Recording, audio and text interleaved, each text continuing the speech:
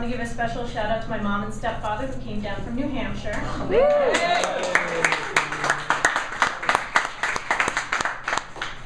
I'm just going to read two poems. The first one's quite a bit longer than the second, but bear with me. The first one is called You Unincarnate, and the only two things you need to know about it are that the unincarnate, the un, is in parentheses, and each section header comes from the Rig Veda. You Unincarnate. 1. Life, death, and rebirth are inevitable. If you never get up from my bed that night, replace night with morning.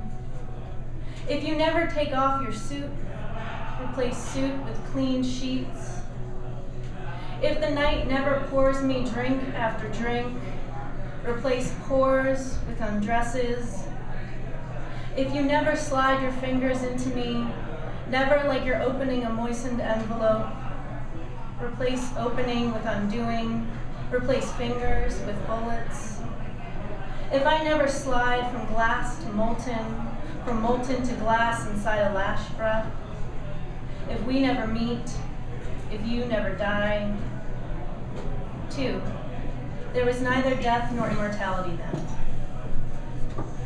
I made a connection once with a naked man at a party. He had a few tattoos and a zipper in his chest, just over his heart. We lay on a couch holding each other. I was naked too. I'd been walking around, clutching my breasts in half-feigned modesty. We talked jokingly about having sex right in the middle of the party, agreed to wait. But all I could think about was how close his heart was, and how easily I could hold it, crush it. 3. The first sacrifice. I killed the first time by sewing a worm into a brain. The brain ate it, a swelling egg that refused to hatch, that fattened and smothered everything in a fit of suicide, electric in a cool tin tub of pink water.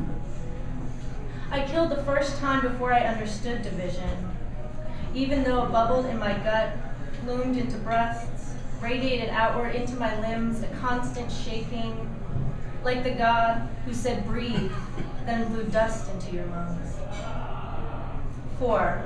Fire is born from wood, but then devours its parents. I lay in my old bed, in my old room, in the old house, and he knelt at my right side, no night, a head of silver waves, defined cheekbones, not the slack dough floating, not storm cloud tufts. I was a hibernating princess with a brain of honeycomb spinning walls of briars. I didn't listen to anyone. I didn't keep my hands clean of needle prick, of bone saw. I kept my secret beneath my pillow, kept its sharp edges pristine. I never spoke of it. I kept it and learned to keep. And for a heart, a neutron star, and for a lover, a lead pencil, blood sharp. 5. Let not his body or his skin be scattered. I fell in love once with a voice, so I severed it from its body and put it in my head, but it flitted out in ear. I caught it in a jar, but the jar tipped, fell, and shattered. I tried to hold it in my hands, but it slid out, slug-like, and away into a lake of rocks and rapids, and water clearer than ice cubes. I jumped in after it, swam through the rapids, into the calm part of the lake below. The water, so clear, I could see the whole lake at once. I couldn't lose it, but it was nowhere to be seen.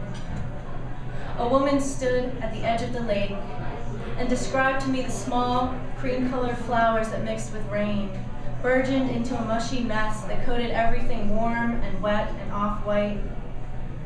It was easy to clean up, but when it's falling in its blinding state, people become foggy and wander off. Things disappear. So maybe that's what happened when I was underwater searching. It disappeared with the mush, and both were gone by the time I got out of the lake. My beloved voice, slug creature, holdable, keepable, containable, was gone. The body, severed from it, kept mute. 6. Each death repeats the death of the primordial man. The second time I killed, I didn't realize it was you until much later. A fly slipped between the fuses of my skull, like birds nesting in the straw of an archery target. The false feathered arrows grew real wings, shed their wood like criminals loosed from crucifixes. Once upon a time, you sprang fully formed from your own head into a strange woman's womb. I killed again and again, a child pulling wings from dragonflies, digging each burrowed tick out of her abdomen. 7. Let your fierce flame burn him. I skeleton the closet, and each man I find is a feather in a wing of razors.